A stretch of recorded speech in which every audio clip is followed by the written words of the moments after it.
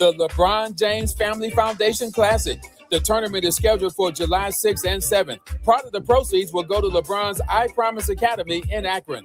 No debates, no speculation, just the info you need. That's your KBLA Sports Minute. I'm Ray Richardson on KBLA Talk 1580. All I need is one mic. With a KBLA Talk 1580 editorial, I'm Tavis Smiley. Culture in my lifetime has been as impactful, if not more impactful, than politics or law or any other pursuit or business. I like to say culture is undefeated. Culture is undefeated. That's what Council President Marquise Harris Dawson says. And you know what? He's right. Culture is undefeated. But here's the problem. You don't get to celebrate the culture while ignoring the people who created it. And that's where this procrastination Crenshaw conversation gets real. As you know, the community sent a formal letter to Harris Dawson. We're still waiting for an official response from the city. The deadline is Friday, September 4th. But in the interim, Harris Dawson penned an open letter to the community. Okay, that's fine, but responding is not the same as answering. That said, let's not confuse fixing the parking, repairing the street lights, and repaving streets and sidewalks with finishing Destination Crenshaw. The community was promised a transformational project. So, where is it? When is this thing going to be finished? The council president says the project is being delivered on a timeline. What timeline? That's not an unreasonable question. And that's not an attack. It's not division. That is accountability. And then there's the business interruption money. So in his letter, Harris Dawson says that more than $1 million went to Doolin's on Crenshaw and additional assistance went to a few other individuals. Oh, really? Who received the money? How much money? And who didn't? I can assure you a whole lot of folk didn't get that money. How do I know? I'm getting the phone calls. You see, transparency should not scare anybody. That's how accountability works. And that's why in our letter, we ask for an audit. But instead, what do we get? A discussion about Tavis Smiley, the pastor, the parishioners, the business owners, the people asking the questions, their motives, their ambitions, their character. Well, let me tell you something. When you can't answer the questions, attacking, insulting, and gaslighting the persons asking the questions doesn't make the questions disappear. It just makes people ask why you won't answer it. Let me be clear. We don't want to fight with the council president. We want the project finished. because the people of Crenshaw are not on the sidelines, Mr. President.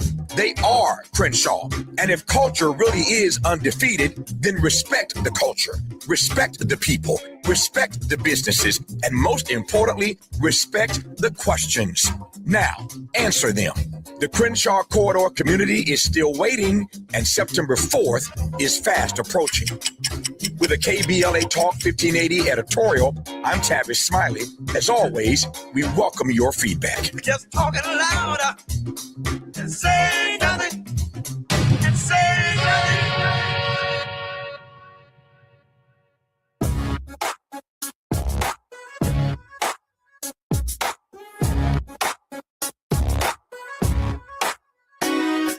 Jesse Jackson Jr. Show. Oh, oh, oh, oh, oh. The Jesse Jackson Jr. Show. Oh, oh, oh, oh. The Jesse Jackson Jr. Show. Oh, oh, oh, oh, oh. The Jesse Jackson Jr. Show.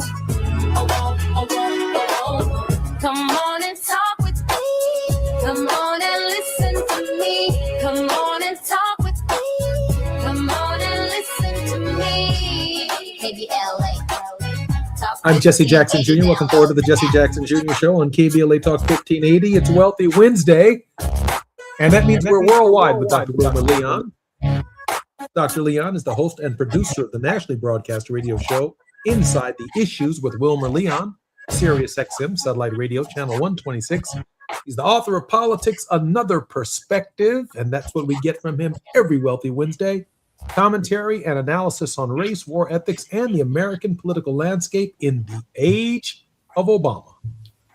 And I hope people fully appreciate that the age of Obama isn't just the period within which he served as president of the United States. It is the dividing line between what we understood politics could do and what politics are doing.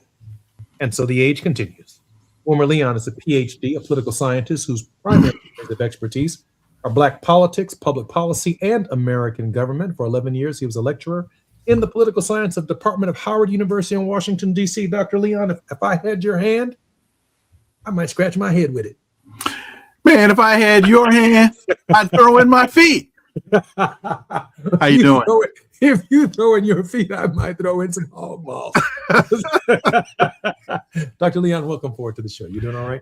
Hey, man, I'm doing great. And, thank you for making the point about the age of Obama, because as I've said on this show before, Newton's third law of motion is that to every action, there's an equal and opposite reaction. And the election of Donald Trump is the reaction to the Obama administration.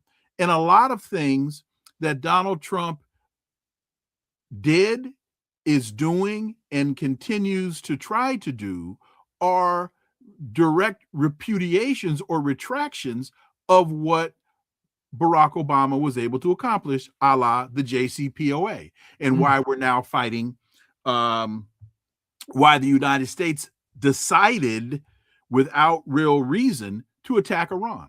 I want to make it clear also that I think Barack Obama got a third term. The third term was Joe Biden. That was his vice president for two terms. And the momentum created by Barack Obama led to Joe Biden, who might not have been able to be president on his own, because I think it was 1988, might have been 84, that Joe Biden was actually in the contest versus my father, the Reverend Jesse Jackson. So nothing changed in Biden's politics except the momentum created, the voter registration created, the enthusiasm created by Barack Obama. So it is a clear line that Donald Trump is a reaction to Obama Biden. No doubt about that. No doubt about it. Let me begin our conversation, if you don't mind, with churches, libraries, and breweries inside DHS's surveillance programs during the immigration raids. Dr. Leon, what do you make of that, this intrusive government in the space of a church? Well, this really is demonstration of the heightened surveillance state that the United States has become. And what this story is referencing is that according to government documents, DHS agents attended meetings of ICE protesters at the Prince of Peace Lutheran Church in Minnesota. And these undercover DHS agents took down license plate numbers of people that were there. Then they compiled dossiers of these people, including their names, their addresses, information about their families and their jobs. They secretly recorded the meetings held at churches. They've recorded meetings at libraries and restaurants, in schools around Minnesota. They've infiltrated private group chats. And so what you see now, I believe, is the heightening of the surveillance state in the United States, which when we can start with the First Amendment, and there are a few other amendments that we can speak to, but also the very premise of the Constitution and the Declaration of Independence, which were written in resistance to the established order. And some of our listeners want to know why their pastor isn't engaged in social justice, or why their pastors aren't registering voters, or why their pastors aren't speaking out on local issues, or why their pastors are not joining the movement Destination Crenshaw. It's because some of them are simply afraid. I'm Jesse Jackson Jr., listening to Jesse Jackson Jr. Show on KBLA Talk 1580. It's Wealthy Wednesday, worldwide, with Dr. Wilmer Leon on the 405, the 101, the 5, the 10, the 118, and the 110. More when we come forward right here on KBLA Talk 1580. It's afternoon drive time with Jesse Jackson Jr. Only on KBLA Talk 1580. Just in case you missed our Procrastination Crenshaw Town Hall. My name is Bronwyn, and I've been in this neighborhood for 65 years. All righty. I was raised here, right on Crenshaw Boulevard. Ancestry, legacy, everything. No parking. In regards to our elderly, in regards to trying to get from one end to the other, 48th and 50th Street is a dead zone. You got to get off the bus and you got to make your way down in the middle of the block. I'm right across the street. I understand one of the things. I am happy to see you guys. I've been in too many meetings where you weren't there. I understand those who own the buildings and your properties. I understand those who rent from you. Here it is. Why can't we invest in each other? Making sure they follow through. We're KBLA Talk 1580.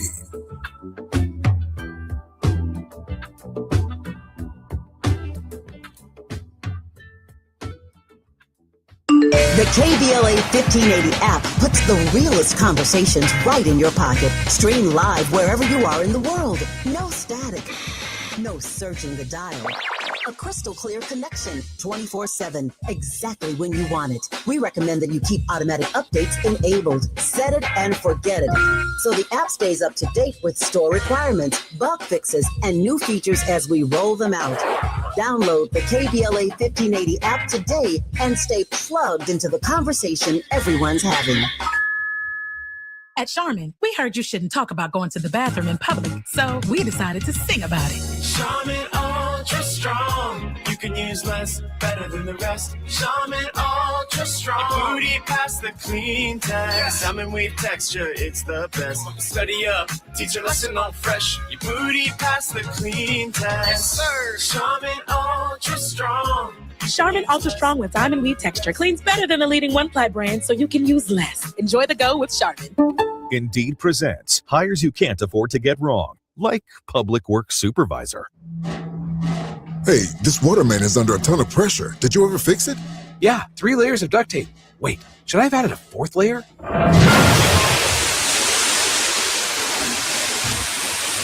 This is a job for sponsored jobs. This is what happens when you don't sponsor your job on Indeed. Next time, get matched with quality candidates with Indeed sponsored jobs.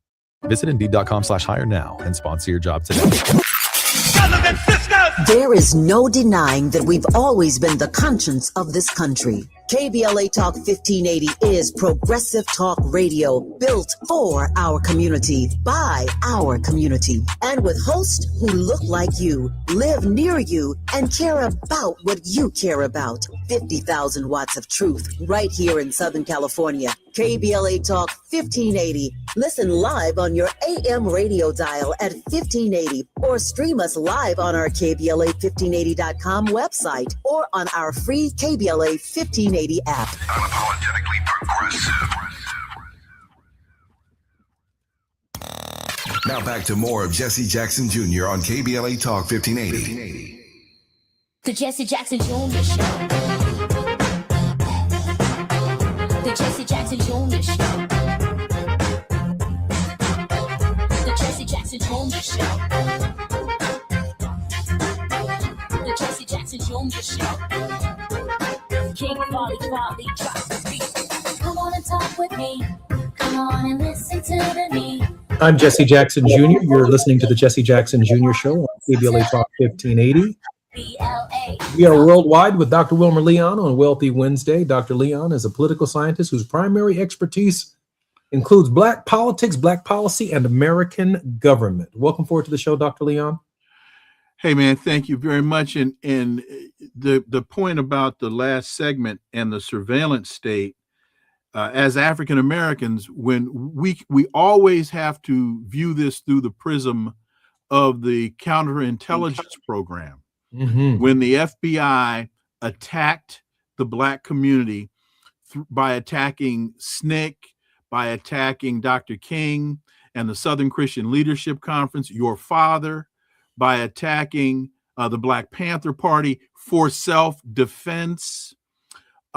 This is another example of the government directly attacking the citizens. And I thought when we read "We the People," that we the people were, in fact, the government. Dr.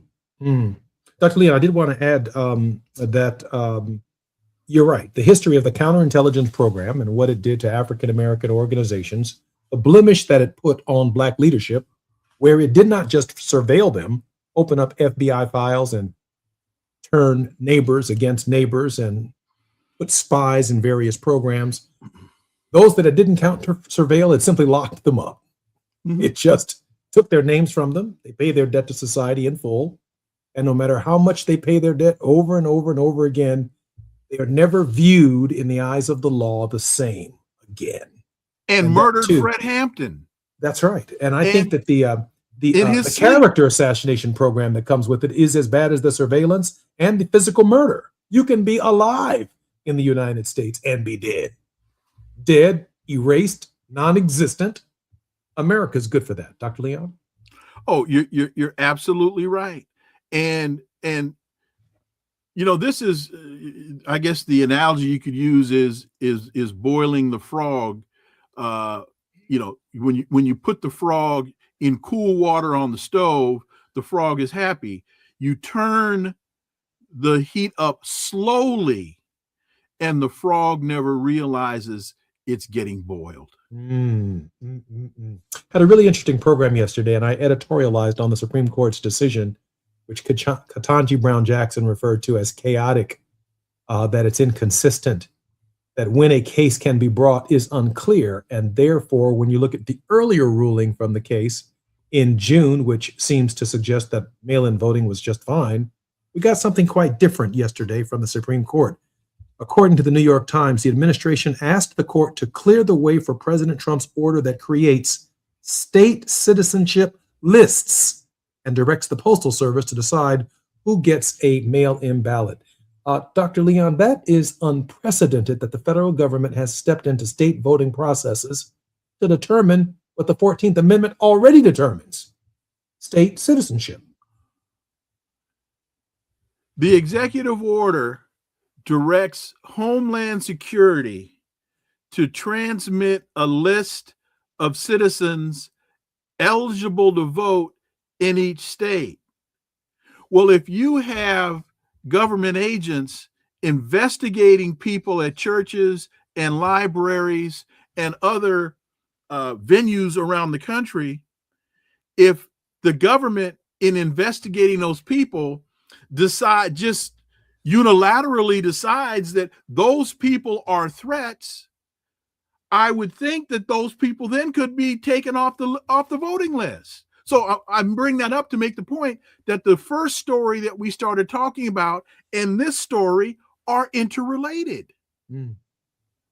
They are not standalone issues.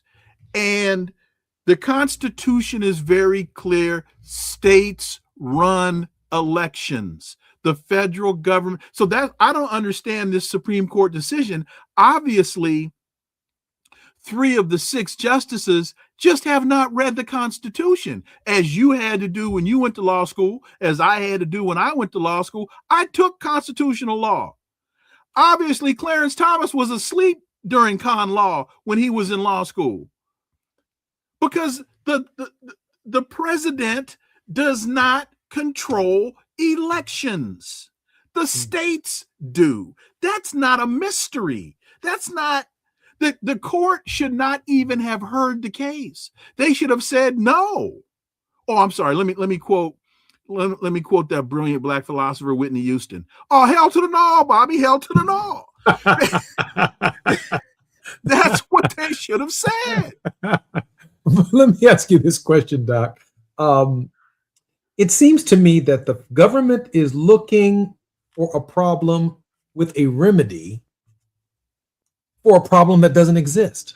That's the states administer elections, but now the federal government is going to hand a state some kind of eligible citizenship list when people at the local level actually had to register either with their driver's licenses or go to the county board of elections or go to the city clerk's office to register to vote. In other words, government in this case was actually close to the people.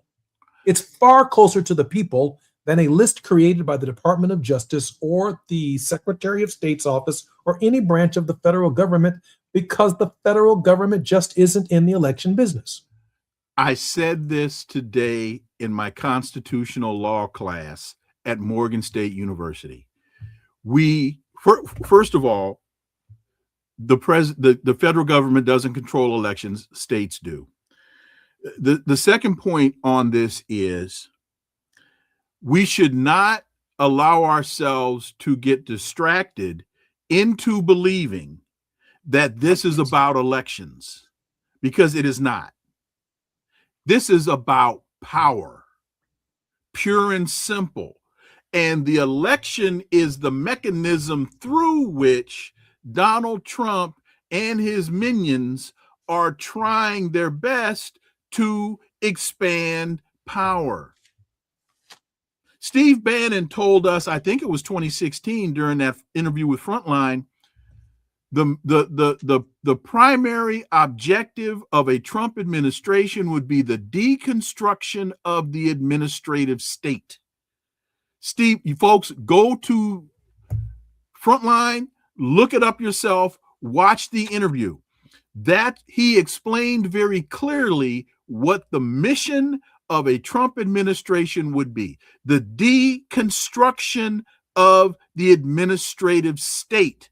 And that's exactly what this is an attempt to do. Don't get hooked on elections, because if you focus on this as a matter of elections, you will miss the bigger picture. This is about power, a flat out power grab. And I concur with Ketanji Brown Jackson when she refers to the decision as chaotic. She asks, when can a lawsuit be brought? In the past, in the future, now? At what point in time can the government intervene in a state's election processes? And the court offered absolutely no answers, meaning the government could theoretically, under the president's executive order, intervene in a state's process the day before the election or the day of the election. As I understand this, and you're an attorney and I've never been, but I did stay at a Holiday Inn Express last night. Well, I'm not an attorney. I am a law school graduate, so let me state that for the record as well. Okay. Well, I went and didn't finish. So I'm deferring to your brilliance, no matter how you want to quantify it. The president issued an executive order directing Homeland Security and the Postal Service to take action. States sued based upon that executive order. The court came back and said, you sued too early because the executive order has not been acted upon. You have suffered no damage. Come back when you're hurt. Come back once this has been put into place, and then you can tell us what your damages are. That's how I understand what the court has done here, which is flat out wrong because the executive order has been issued. So they can make a determination about simply, does the president have the authority to do this? And the answer is no, unless you understand this is nothing but a power grab. Am I right? I think that's right. I think that's right. I mean, the president has, first of all, he's term limited. And so what is his interest in state elections and in this cycle other than the midterms? Because the Congress of the United States for the next 2 years of his administration would be holding the administration accountable under the leadership of Democrats, theoretically. So why the present tension? Why the need at this moment to engage the processes through an executive order or through any other means to disrupt local elections, other than the fact that there is an election that's coming where the president of the United States, his name and his vice president's name are not on the ballot. So what's the president's interest in local elections? Well, it's control of the Congress of the United States is what his interest is. He doesn't want to be impeached. He doesn't want accountability. He doesn't want secretaries of this and secretaries of that and the Kushners and the family members being hauled into the Congress of the United States to change the news cycle about what's really going on. Dr. Lee? And two other points on that. One is the basis of his claim is vote fraud, that the elections are invalid and insecure. There is absolutely no data to support that argument. In fact, all of the studies, all of the reputable studies indicate that that's just flat out wrong. It's a lie. The elections are secure. So the basis of his argument is flawed. And to your other point, why would he do this? You're right. He is term limited unless he changes his mind and unless he gets a Congress in place that would allow the passage of a revision to the Constitution that would allow him to serve another term.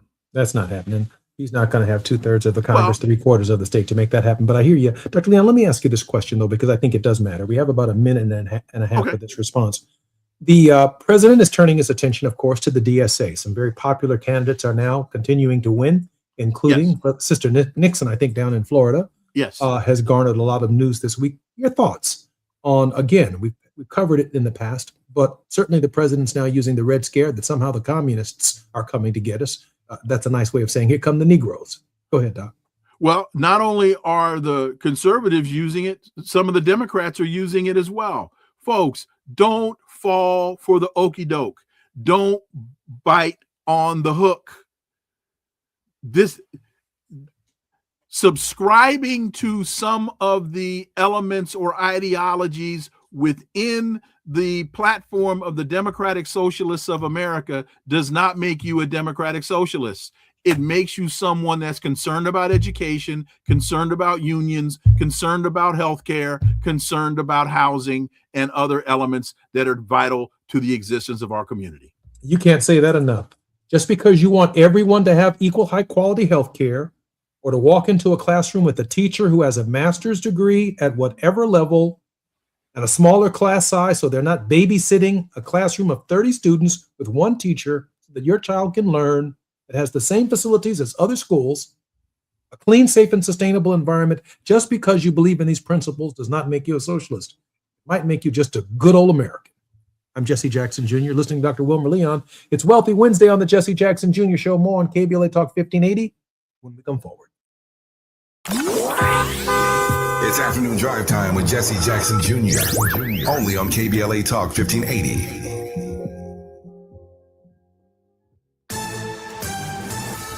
I'm Esther Dillard with BIN News Now.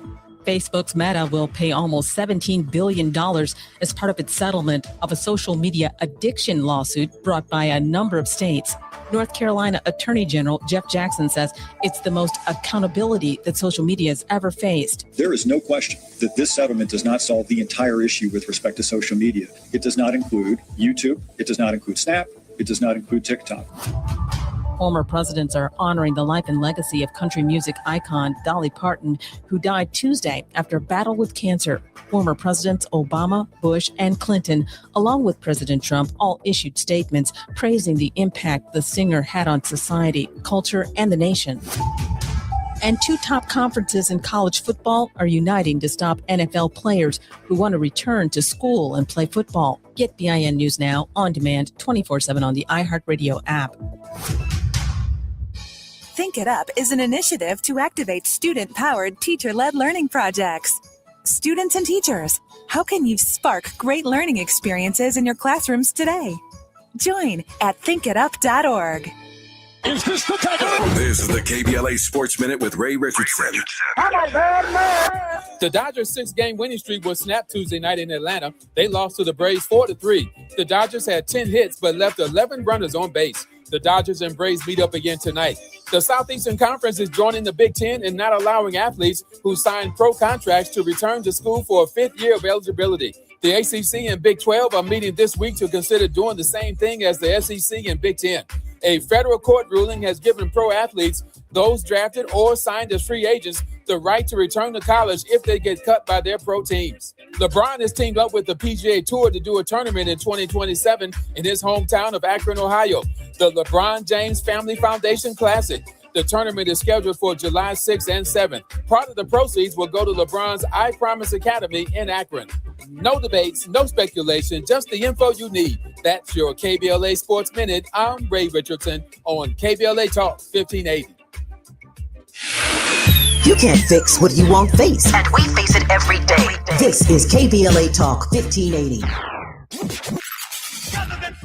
In a world full of noise, one station keeps it real. KBLA Talk 1580, where the conversation goes deeper, the voices sound like yours, and the issues that matter most to our community take center stage. Progressive, powerful, unapologetically us.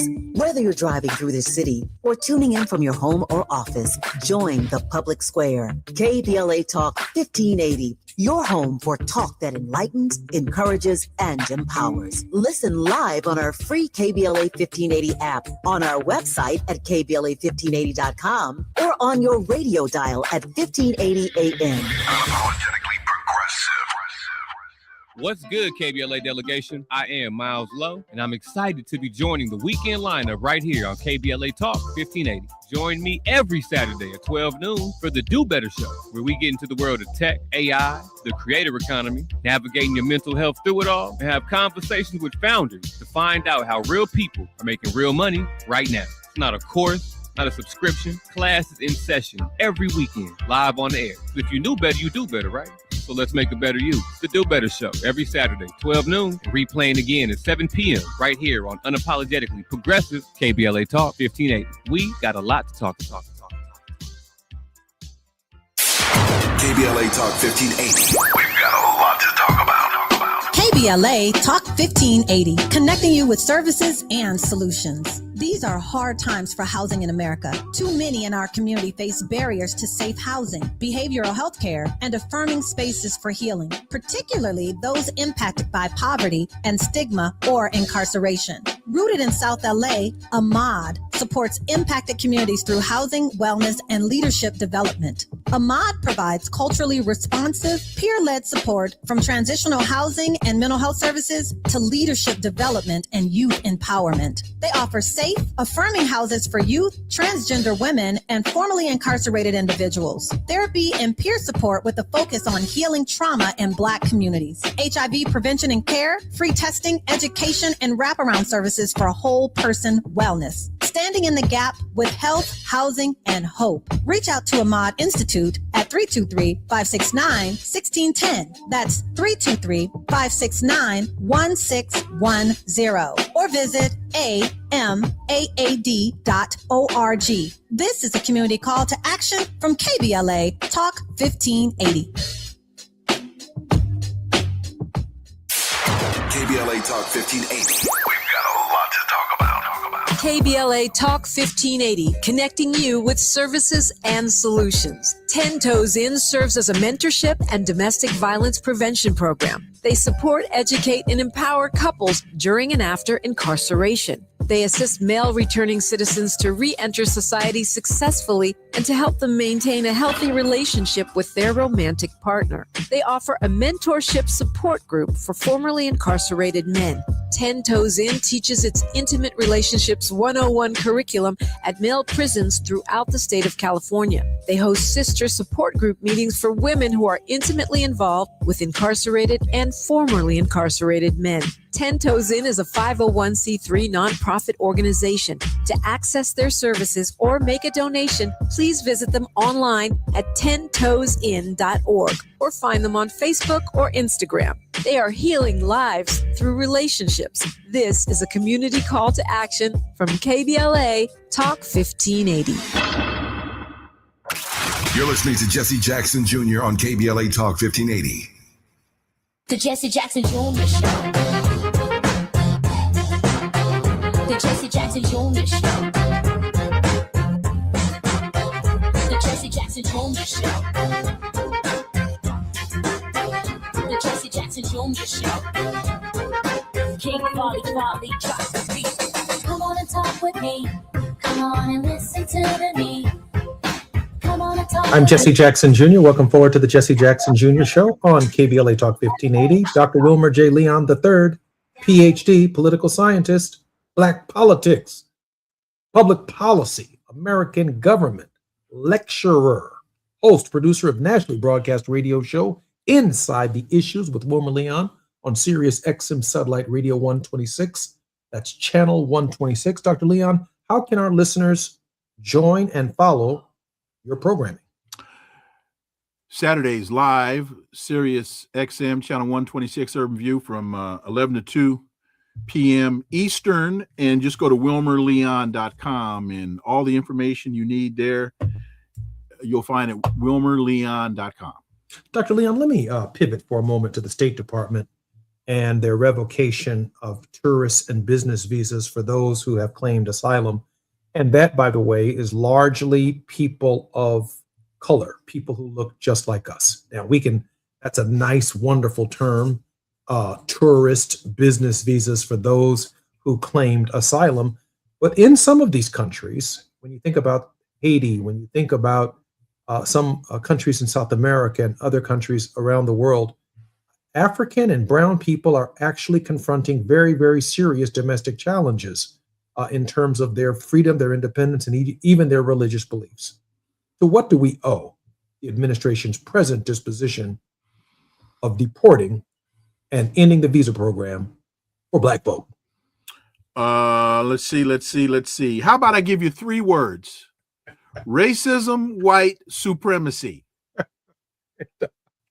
I could have just said white supremacy, but let's go back to Dr. Francis Cress Welsing and racism, white supremacy. Donald Trump was very clear when he told us he wants white people from South Africa. He wants Afrikaners to come to the United States. And he lied when the basis for that statement was what? That they're being discriminated against, and that I think he used the word genocide against Afrikaners. Really? Where's the evidence of that? I haven't seen any, and neither have they. So this is very simply racism, white supremacy. And it's I think it's very important for people to understand that under federal law, foreign nationals can seek asylum once they're in the United States, regardless of their immigration status, as long as they apply within 1 year of their arrival. So if you come here on a B1 visa as a tourist, if you come here on a B2 visa as on business travel, and you decide you want to seek asylum, you're not breaking the law in making that decision and then reapplying for asylum under a different term or context. You are not you did not lie to the immigration officer when you initially said, I want to come here for business purposes. And then you get here and you say, you know what? I want to apply for asylum. You're not, the law allows you to do that. That's not that hard to figure. Read the damn law. It's very clear. Doc, the squeeze is on. I mean, this is the way we feel, and certainly the way people of color feel. It's certainly the way blacks who are here within the United States taking advantage of the H-1B program, etc. But also on the international front, white farmers are also under pressure, right? Mm-hmm. They are also feeling the squeeze of Donald Trump's administration. It's the tariffs, it's the Iran war, and even farmers in our own country, many of whom voted for Donald Trump. I saw a really interesting Facebook post the other day of a Hispanic woman who said that Donald Trump was as close to God as any person she's ever seen or met in this country. And last month, she got deported. She got deported. The devil will do that, won't he? So I'm thinking in this election cycle that farmers too are feeling the squeeze, and they may show up on the other side of the political ledger in this election as well. Dr. Leon? Well, let me give folks, if I could take a minute here, and you talked about the farmers. One of the things that Donald Trump said he was going to do was import beef from other countries, not telling us where, right? He wants to lower the cost of beef in the United States. And first of all, folks understand something. An idea is not a plan. There's a difference between an idea and a plan. I can say, I want to drive to the moon. That's an idea. Okay, Wilmer, how you going to get there? Well, now you need a plan. So he says he wants to lower the price of beef by importing foreign beef. 80% of beef consumed in the United States is domestically produced. He's talking about importing 3,000 metric tons, which is about 11.8. I mean, he's talking about importing 3,000 metric tons, which actually comes to 0.03% of beef consumed in the United States. It's not going to happen. It's not going to work. It's only going to make farmers more angry, cost them more money, and drive more of them into bankruptcy. It's a fool's errand. And we haven't forgotten or let off the hook yet that the president's policies have driven up prices on fertilizer, fuel, and machinery, all of it tied to the politics of what's taking place in the Strait of Hormuz. Absolutely right. And you import foreign beef, but you've already decimated through Doge the employees at the USDA, specifically the USDA Food Safety and Inspection Service. So who's going to inspect the beef that you're importing? How do we know that the horses that they're rounding up and killing, don't get ground up and sold to us as beef. How do we know this?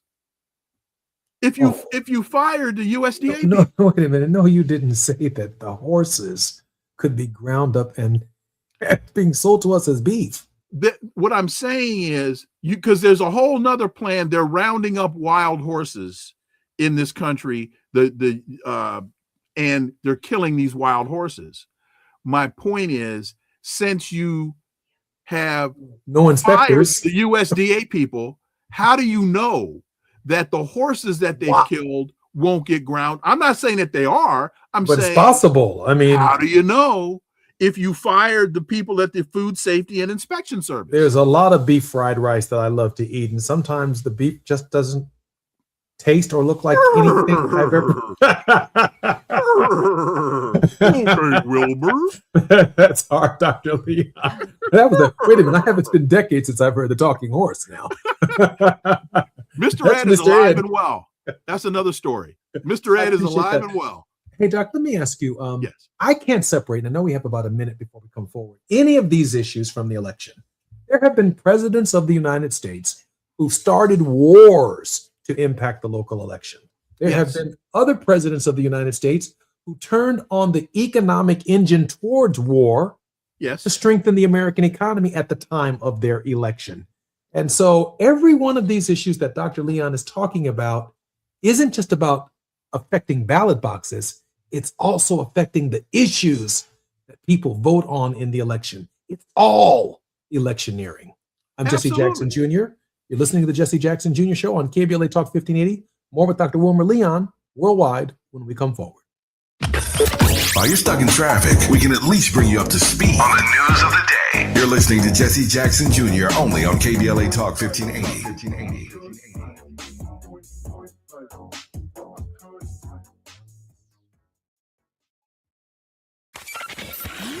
Just in case you missed our Procrastination Crenshaw Town Hall. Seriously speaking, every Saturday when I hear the program about Altadena and how it may not come back, that's happening to us. This is the largest land grab since the gold rush in California. We have an EDD property, 59,000 square feet. Our elected representative determined that she should write a bill that would declare it to be surplus. So now guess what we're getting? Affordable housing. So I hope that we can start listening to one another, because there is a domino effect. If you don't care about us, guess what? We won't be here and then you won't be here. Not letting them get away with anything. We're KBLA Talk 1580.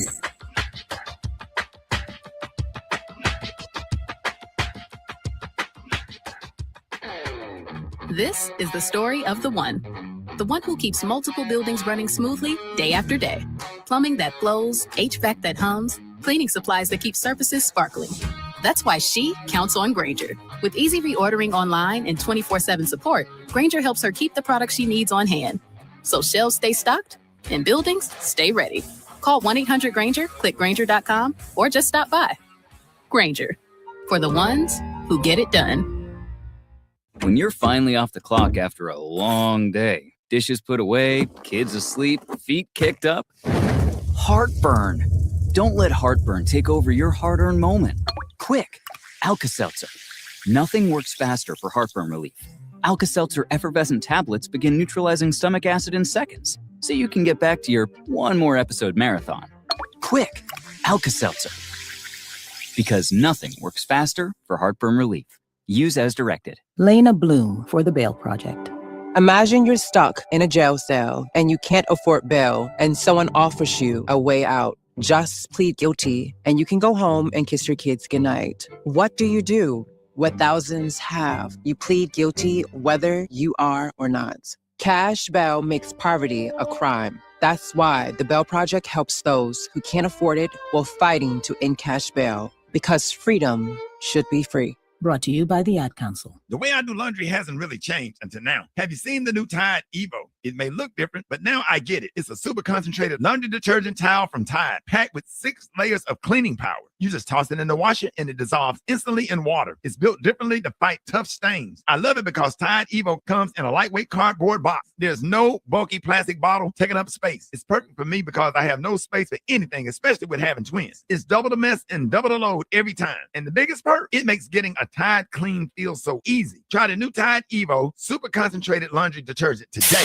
KBLA Talk 1580. We've got a lot to talk about. KBLA Talk 1580, connecting you with services and solutions. Created with a share of the 1984 Olympic Games surplus, LA 84 began operations in 1985 as a grant-making and educational foundation. Today, the LA 84 Foundation supports hundreds of nonprofit youth sports organizations throughout Southern California annually, trains coaches, commissions research, convenes conferences, and maintains the world's premier Olympic and sports library collection. They are transforming lives and communities through the power of youth sports. To find out about youth sports programs for yourself or your child, and to get information about the grants and support they offer to schools and nonprofits, or if you want to make a donation, please visit la84.org. That's la84.org. Or you can call them at 323-730-4600.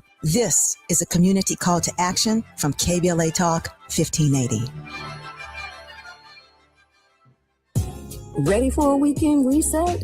Walk it out with me, Gina A. Towns, the artist formerly known as Gina Darby, on Reflectivity Beyond Black and White, as we seek peace, understanding, and healing beyond surface level perspectives, where reflectivity becomes our inner power and resilience to transform our lives and our communities no matter what.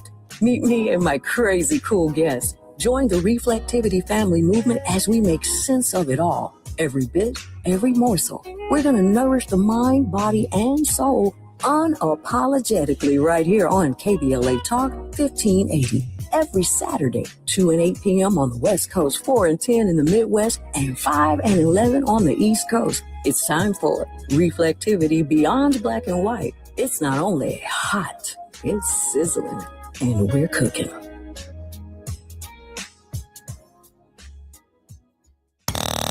Now back to more of Jesse Jackson Jr. on KBLA Talk 1580. The Jesse Jackson Jr. Show. The Jesse Jackson Jr. Show. The Jesse Jackson Jr. Show. The Jesse Jackson Jr. Show. King Volley, drop the beat. Come on and talk with me. Come on and listen to me. Come on and talk with me. Come on and listen to me. KBLA. It's Wealthy Wednesday on the Jesse Jackson Jr. Show, and we're worldwide with Dr. Wilmer Leon, well sought after consultant and thinker during these critical times.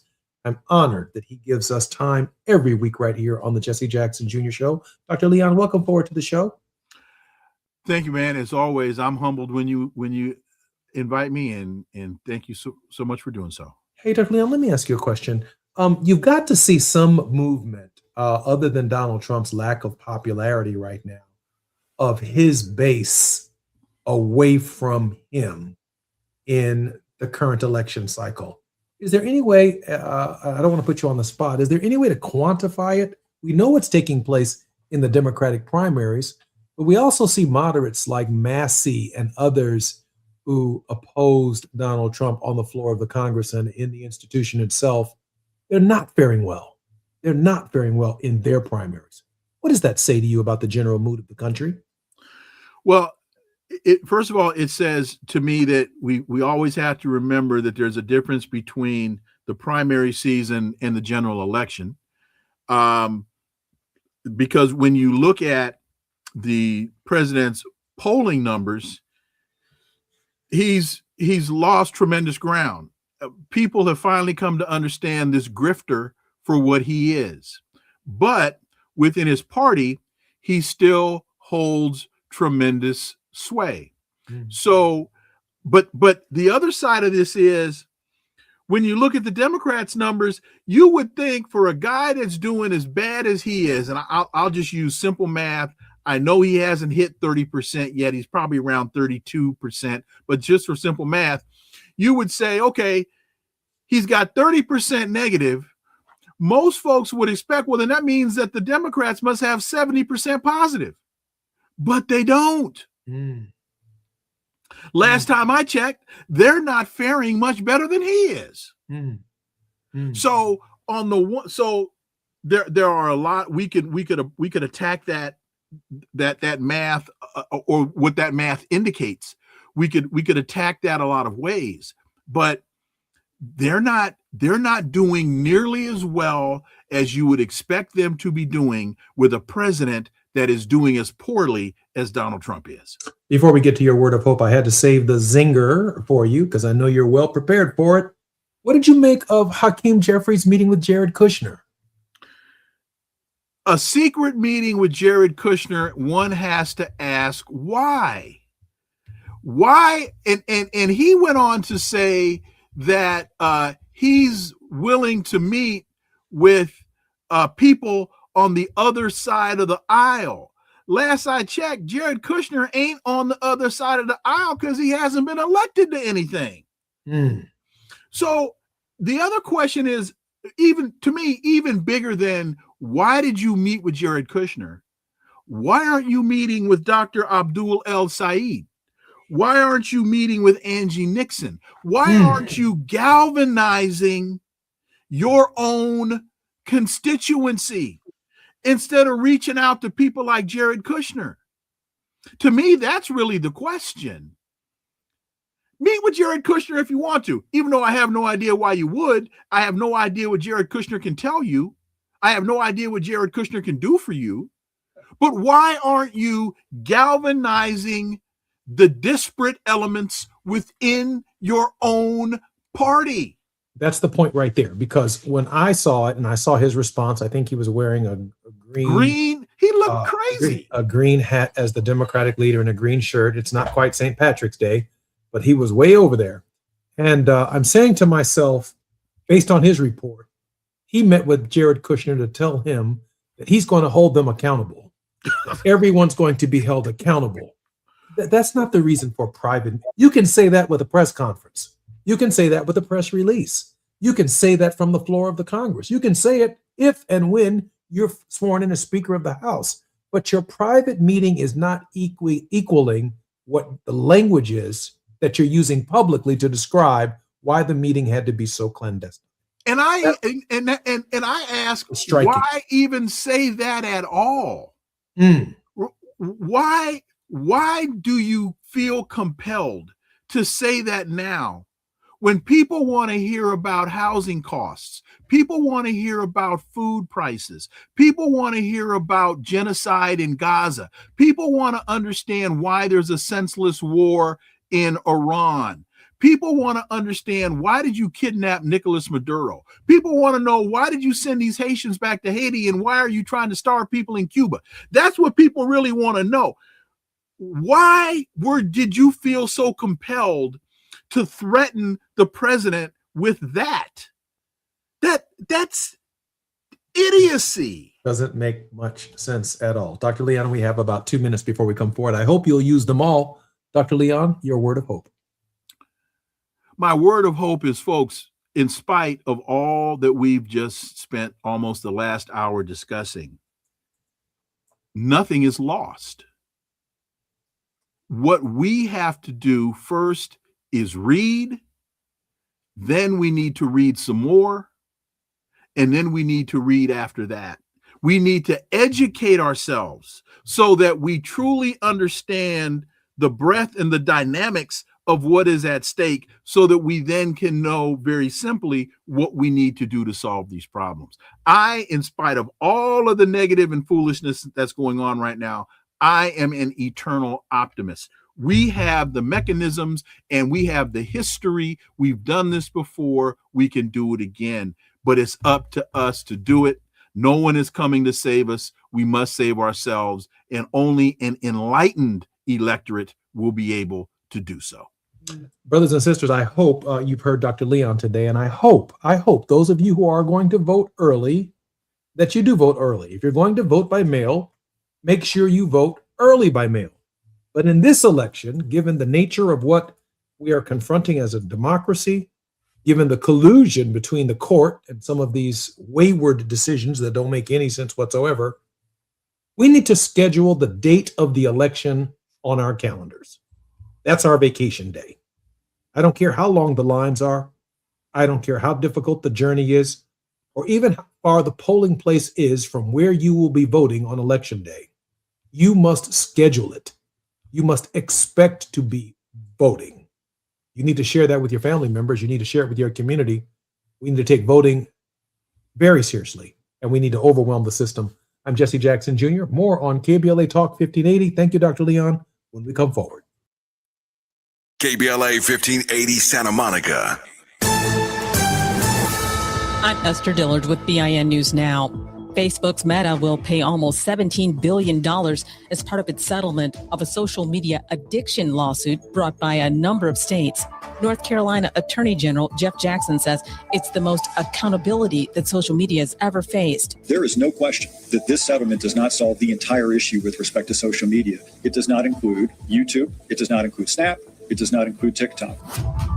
Former presidents are honoring the life and legacy of country music icon Dolly Parton, who died Tuesday after a battle with cancer. Former presidents Obama, Bush, and Clinton, along with President Trump, all issued statements praising the impact the singer had on society, culture, and the nation. And two top conferences in college football are uniting to stop NFL players who want to return to school and play football. Get BIN News Now on demand 24/7 on the iHeartRadio app. Think It Up is an initiative to activate student-powered, teacher-led learning projects. Students and teachers, how can you spark great learning experiences in your classrooms today? Join at thinkitup.org.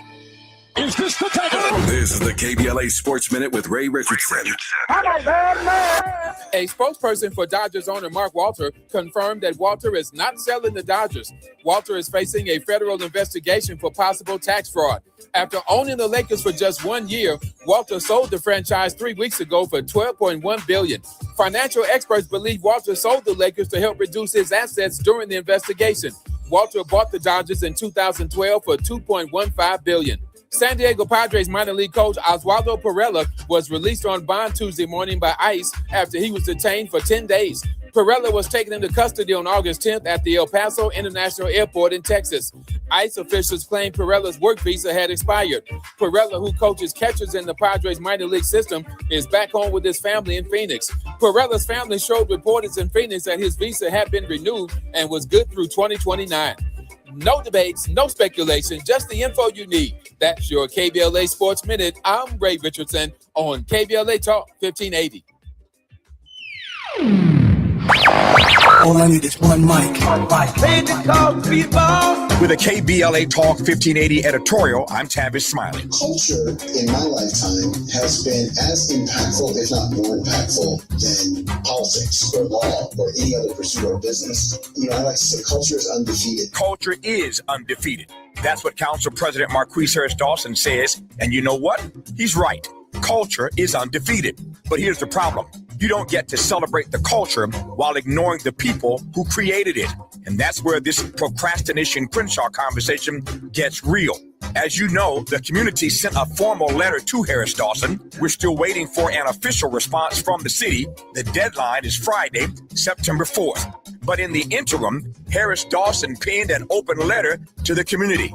Okay, that's fine, but responding is not the same as answering. That said, let's not confuse fixing the parking, repairing the street lights, and repaving streets and sidewalks with finishing Destination Crenshaw.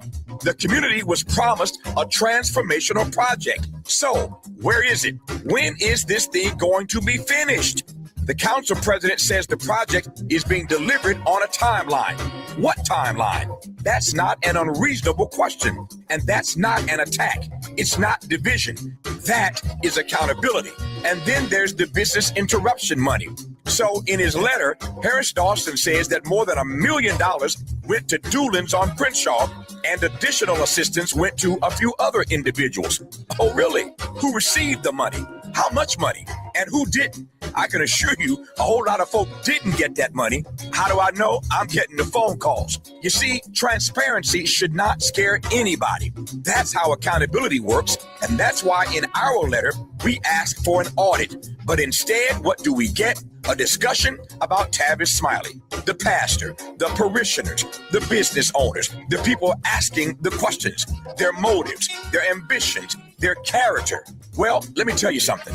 When you can't answer the questions, attacking, insulting, and gaslighting the persons asking the questions doesn't make the questions disappear. It just makes people ask why you won't answer it. Let me be clear. We don't want to fight with the council president. We want the project finished because the people of Crenshaw are not on the sidelines, Mr. President. They are Crenshaw. And if culture really is undefeated, then respect the culture, respect the people, respect the businesses, and most importantly, respect the questions. Now, answer them. The Crenshaw Corridor community is still waiting, and September 4th is fast approaching. With a KBLA Talk 1580 editorial, I'm Tavis Smiley. As always, we welcome your feedback. Just talking louder and say nothing and say nothing.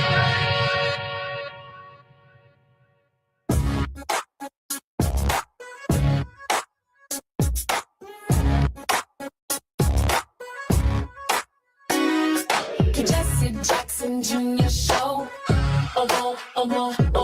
The Jesse Jackson Jr. Show. The Jesse Jackson Jr. Show. The Jesse Jackson Jr. Show. Come on and talk with me. Come on and listen to me. Come on and talk with me. Come on and listen to me. KBLA Talk 1580. Download the app. I'm Jesse Jackson Jr. You're listening to the Jesse Jackson Jr. Show on Wealthy Wednesday, and we are in the politics of our faith with Reverend Dr. S. Todd Yeary. Dr. Yeary will be joining us in just a moment. And I was sitting here saying to myself, why did Nina Simone sing that song, Mississippi, goddammit? Google it. I'm not saying anything that's not on social media or an album that did not sell thousands of copies, or the reality that Black people know about Mississippi. Brothers, sisters, do not die in Mississippi. We don't know when, those of us who might be alive, if you die in Mississippi, when we're going to get justice, or when we're going to determine, or how we're going to be able to determine whether or not the case and the circumstances upon which you die are even debated, discussed, or brought to the attention of the public. We just don't know. So brothers and sisters, don't plan on it. Let me make it easy for you. We're still waiting for Mississippi. 53 days. That is how long it's been since Nolan Wells walked onto Horn Island on July 4th and never walked off. 53 days. Since an 18-year-old from Ocean Springs became a question mark. 1 week ago today would have been his 19th birthday. His mother spent it at a vigil instead of a party. And Mississippi is still not ready to talk. 53 days. Understand what we know. The state medical examiner finished the autopsy nearly a month ago. The toxicology report is finished. Both reports have been sitting in the office of the Jackson County District Attorney since the end of July. The family has not seen them. The public has not seen them. The independent pathologist the family hired, Dr. Roger Mitchell, one of the most respected forensic pathologists in the country, was handed a body with part of the throat missing, retained by the state, and no toxicology to read. He could write only 4 words: undetermined, pending investigation. Pending. That is what the word Mississippi has been using for 71 years. Now, let me be fair to the district attorney. Angel Myers McIlrath says the rules of professional conduct restrict what a prosecutor, and they restrict what a prosecutor may say while a grand jury is pending. She's right about that. Grand jury secrecy is the real law. It's not a dodge. I served in Congress. I know the difference between a rule and an excuse. But here's what the law does not require. The law does not require that a mother be kept from her own son's autopsy report. 53 days. The mother's still waiting for absolution. The law does not require that Nolan's cell phone sit unexamined 7 weeks after his death while the family's lawyers stand ready to appear on 12 hours notice. The law does not require that tissue taken from that boy's throat stay in a state laboratory instead of going to the pathologist who needs it. And the law does not require silence about when the grand jury will convene. A date certain is not a secret. A date certain is a courtesy. A date certain is a date. Secrecy is required. Delay is chosen. I'm going to say that again. Secrecy is required by law, but delay is chosen by the rest of us. And Mississippi should understand why we do not extend the benefit of the doubt on the question of time. The day after tomorrow is the 28th of August. 71 years ago on that date, Emmett Till was taken out of a house in Money, Mississippi. It took a jury 67 minutes to acquit the men who did it, and one of them said afterward, they stretched it out with a soda break. It took 31 years to convict a man who murdered Medgar Evers, 32 years for Vernon Dahmer, 41 years for 3 men buried in the eastern dam of Neshoba County. Mississippi did not ratify the 13th Amendment to the Constitution until 1995, and it did not file the paperwork until 2013. I'm not telling you a crime was committed on Horn Island. I don't know. None of us do. Neither do you. Neither apparently does Mississippi. What I'm telling you is that in a state with this record, the clock is not neutral.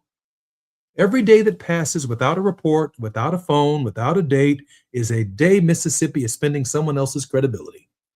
So release the autopsy to the family, schedule the phone, return the tissue, name the day. Christine and Elmore Wansley have waited 53 days for 4 words better than undetermined. Mississippi, the country is watching the clock. God damn it. I'm Jesse Jackson. You're listening to Jesse Jackson Jr. Show on KBLA Talk 1580. It's afternoon drive time with Jesse Jackson Jr. Only on KBLA Talk 1580. Just in case you missed our Procrastination Crenshaw Town Hall. My name is Asata Umoja. I'm with the Hyde Park Organizational Partnership for Empowerment, which is at the southern end of Crenshaw. And this community has been greatly impacted. As a matter of fact, one of the things that we're most concerned about is just being totally neglected. And what I mean is being excluded from the process. When this project first started, they should have made sure that our organization, since we were most impacted, was in there. So we've been excluded, and we've seen commercial properties be taken for art projects. And we're very concerned about these are spaces that could help build economic growth and development in the community. And what this community needs more of is economic development, not art. I mean, I like art. It's a good thing. But they're putting the cart before the horse, because without a solid economic foundation, what they are calling cultural tourism absolutely has no significance and no meaning. And this community is going under if we don't stop and do something to help build that economic foundation and support the businesses that are the tax base for this community to build the kind of services that we need. And the response from our leadership is totally inadequate. Holding them accountable. We're KBLA Talk 1580. Self-destruction. Yeah, it was self-destruction. Self-destruction. Yeah, it was self-destruction. The KBLA 1580 app puts the realest conversations right in your pocket. Stream live wherever you are in the world. No static. No searching the dial. A crystal clear connection 24/7, exactly when you want it. We recommend that you keep automatic updates enabled. Set it and forget it. So the app stays up to date with store requirements, bug fixes, and new features as we roll them out. Download the KBLA 1580 app today and stay plugged into the conversation everyone's having.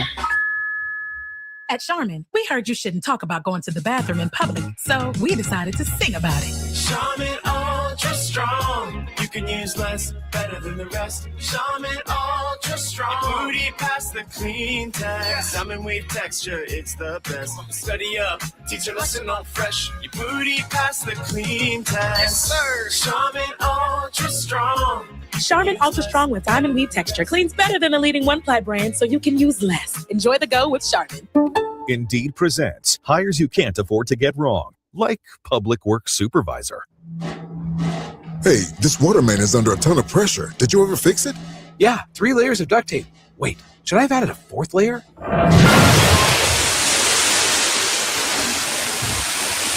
This is a job for sponsored jobs. This is what happens when you don't sponsor your job on Indeed. Next time, get matched with quality candidates with Indeed sponsored jobs.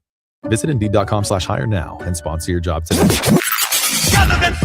In a world full of noise, one station keeps it real. KBLA Talk 1580, where the conversation goes deeper, the voices sound like yours, and the issues that matter most to our community take center stage. Progressive, powerful, unapologetically us. Whether you're driving through the city or tuning in from your home or office, join the public square. KBLA Talk 1580, your home for talk that enlightens, encourages, and empowers. Listen live on our free KBLA 1580 app, on our website at KBLA1580.com, or on your radio dial at 1580 AM. Unapologetically progressive. Now back to more of Jesse Jackson Jr. on KBLA Talk 1580. The Jesse Jackson Jr. Show. The Jesse Jackson Jr. Show. The Jesse Jackson Jr. Show. The Jesse Jackson Jr. Show. King Quality, drop the beat. Come on and talk with me. Come on and listen to the me. Come on and talk with me. Come on and listen to the me. KBLA Talk 1580. Download the app. Jackson Jr., welcome forward to the Jesse Jackson Jr. Show on KBLA Talk 1580. 3 boys, 3 states, 1 question. 2 of them died on July 4th. At about 2:30 in the morning on Independence Day in the 3800 block of Bluebonnet Drive in Lexington, Kentucky, a gunshot was heard at a house party. When officers arrived, they found an 18-year-old with a wound to the head. He was pronounced dead that morning at the University of Kentucky Hospital. His name was Tyler J. Smith. He had graduated from Lafayette High School. He had signed up the day before to study robotics at Bluegrass Community and Technical College. That same afternoon, 600 miles south, an 18-year-old named Nolan Xavier Wells was last seen on Horn Island off the Mississippi Gulf Coast around 3 o'clock. He had come out by boat with some friends. He did not come back with them. His body was recovered from the water 2 days later. And 11 weeks before either of them, on the 13th of April, an 18-year-old named Daniel Irving went to Lake Ray Hubbard outside Dallas. With 2 friends, he did not come home. His mother reported him missing at midnight. His body was recovered 4 days later. 3 18-year-old black young men, 3 states, 3 months, 3 families who have been told what happened. They've simply not been told. And 3 families who still don't believe it. Daniel Irving was an honor student, roll student. He was a member of high school swim team, a swimmer, and the Dallas County medical examiner ruled that he drowned. Nolan Wells was a wide receiver, headed to play ball at Southwest Mississippi Community College. His family says he could swim. And the working theory in Mississippi has been an accidental drowning. Tyler Smith was a young man his mother describes as always finding the upside, who had just registered for college. And the Lexington Police Department concluded within hours that he shot himself by accident in the face. A swimmer drowned. A ball player who could swim drowned. A boy enrolling in robotics school accidentally shot himself at 2:30 in the morning. Maybe all 3 of those things are possible. I'm not standing here or sitting here telling you a crime was committed in any of these cases. I don't know. But I want to walk you through one thing these 3 cases actually have in common. because it's not speculation, it's on the docket. In Texas, on the 26th of July, a Dallas County grand jury indicted 19-year-old named Lucas Roper for tampering with physical evidence. According to the arrest affidavit and to police, he admitted that after Daniel Irving went under, he and 16-year-old threw Daniel's clothes and shoes into the brush. He deleted the call logs and the text messages off of Daniel's phone. He had Juvenile thrown that phone out of the window of a moving car. Then they left. They did not call 911. They did not call Daniel's mother. Daniel Irving lay at the bottom of that lake for 4 days. In Kentucky, on the 10th of July, Lexington police charged a 20-year-old named Bryce Chestnut with tampering with physical evidence in the connection of Tyler Smith's death. Tyler's family says no gunshot residue tests were ever performed. Their attorneys say the firearm recovered at the house does not match the shell casings found at the scene. In Mississippi, no one has been charged with tampering. Let me be clear and fair about that. Nothing has been established. But Nolan Wells's phone and his keys came back to the mainland on the boat without Nolan. His mother says messages were missing when it was returned to her. And 53 days after the boy died, that phone still has not been forensically examined by anybody. So here is what I want you to hold in your two hands at the same time. In two of these three cases, a prosecutor's office has already said in charging documents in an indictment returned by a grand jury that somebody interfered with the evidence. And in all three cases, the official finding is accident. Those two sentences don't like each other. They should not be allowed to sit comfortably in the same file. The official finding is accident. But in at least two of the cases, evidence was tampered with. How could that be an accident? Tamika Irving asks the only question that matters, and she asks it better than anyone can. A reasonable person, she said, who has not done anything wrong, why would he throw away the boy's clothes? Why delete the messages? Why not call his mother? That's not a rhetorical flourish. That's an evidentiary problem because a tampering charge is the state's own sworn admission that the record is incomplete. And then the state turns around and rules out foul play using the very file it just conceded was emptied out. You cannot clear a case with a folder you've already testified somebody went through. Niecy Anderson, Tyler's grandmother, said something in Nashville last month that I have not been able to put down.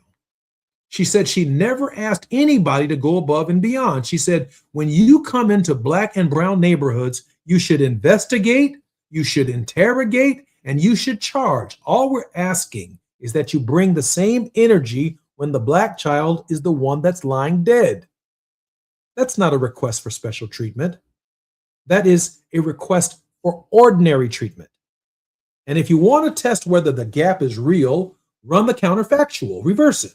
3 white 18-year-olds, 3 states, 3 months, each one of the white boys in a group of Black friends, each one found dead on a lake, one off an island, one on a living room floor, each death ruled by accident, 2 of them within hours, and 2 of their Black companions indicted for throwing dead boy's phone out of a moving car. Ask yourself honestly whether the word accident survives the first news cycle. Ask yourself whether those families need a national civil rights attorney and a platform at the Urban League convention just to get somebody to open a file. You know the answer. I know the answer. That distance between what would have happened and what did happen is the whole subject of this editorial. So we're not asking for verdicts. We're not asking for 4 things.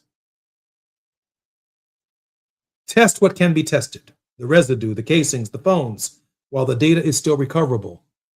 Take all 3 to the grand jury, and where a tampering indictment already exists, ask the harder question that tampering implies. Give these 3 mothers their sons' complete autopsy reports. And the Justice Department should grant the federal review the Congressional Black Caucus has requested. Federal eyes are not an accusation, they are a receipt. 2 of these boys died on the 4th of July. On the day this republic celebrates and documents that it says that all men are created equal. It does not say all deaths are investigated equally. It never had to say that. It was supposed to be understood. A swimmer, a wide receiver, a boy who wanted to build robots, 3 mothers asking the smallest questions a mother can ask. Not who killed my son, just what happened to my son. 3 times this year, America has not answered. Very special guest in this hour. Will Brother Diallo Brooks is joining me. Hey, Diallo, welcome forward to the Jesse Jackson Jr. Show. Okay, Diallo is not here yet. That's just great. So, that's the lay of the land. That's what we're looking at. It may not show up in any polling, but that's the anxiety that Black families, Black fathers, Black mothers are feeling at this hour. If a case comes their way, God forbid, that their children, all of whom were born after Brown versus the Board of Education, all of whom were born after Obama and Biden changed the paradigm of multicultural living in the United States, and we felt good about each other, why can we not get justice in America? Some of us only celebrated the 250th anniversary of the United States on July 4th. But here's the fact of the matter. The celebration is a year-long celebration, and I raised this question months ago. Are we celebrating America on July 4th or for this year? Or are we commemorating America this year? The America that once had potential to be, not the America that, even as I editorialize in this half an hour, is still determining whether or not it's going to count our votes in less than 90 days. Why are we still talking about this? Why can't we just vote? Every citizen's vote count, and we be treated equally. Why can't we get equal justice even after the 14th Amendment to the Constitution of the United States? Why are we constantly deliberating and fighting for our fair share? I'm not even talking about the nation's economic resources, although we could have a conversation about that. I'm talking about equal justice. I'm talking about fairness for mothers who are at home in anguish as a result of the loss of their children. And I know for some of you, you might sit back and say, Jesse, just let it go. But you're up next. My mother's up next. Some neighbor of yours is up next. Every one of us who dropped a child off just last week at a historically Black college and university are potentially up next, because most of these schools, while African American and historically Black colleges and universities, there's still some local police department that may not share the values of the HBCU itself. Not far from every historically Black college and university is some white college with younger whites in the same municipality. We were told that we could build a beloved community if, in fact, we lived together, worked together, and began to appreciate each other, and even potentially, at the spiritual level, which we've never been able to accomplish, worship together. But Dr. King says on the question of spirituality that the 11 o'clock on Sunday morning is still the most segregated hour in America. And that says a lot more about the churches and the preachers, because what Dr. King's saying is if at the level of our spirits we are segregated, then we already know that at the level of our politics we are segregated. If spiritually as a nation we are segregated, then we already know that at the level of healthcare for all we are segregated. Somebody's getting healthcare and somebody's not. Somebody's getting flood prevention programs and resources to restore their homes, and some communities are not. If we can't accomplish spiritual integration, then there is simply no integration at any other level of this society that fundamentally matters.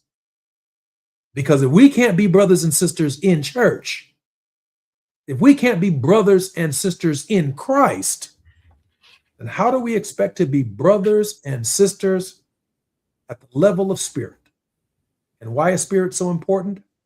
Because there is no way on the question of spirit that if my son goes out with his white friends or my son's white friends go out with my son and his buddies, there is no way that their mother, that my mother, or that your mother should be anguishing over basic answers to the questions, what happened to my son? I'm Jesse Jackson Jr. Our very special guest in the next segment of the program will be none other than Diallo Brooks. I'm Jesse Jackson Jr. More on KBLA Talk 1580 when we come forward. It's afternoon drive time with Jesse Jackson Jr. Only on KBLA Talk 1580.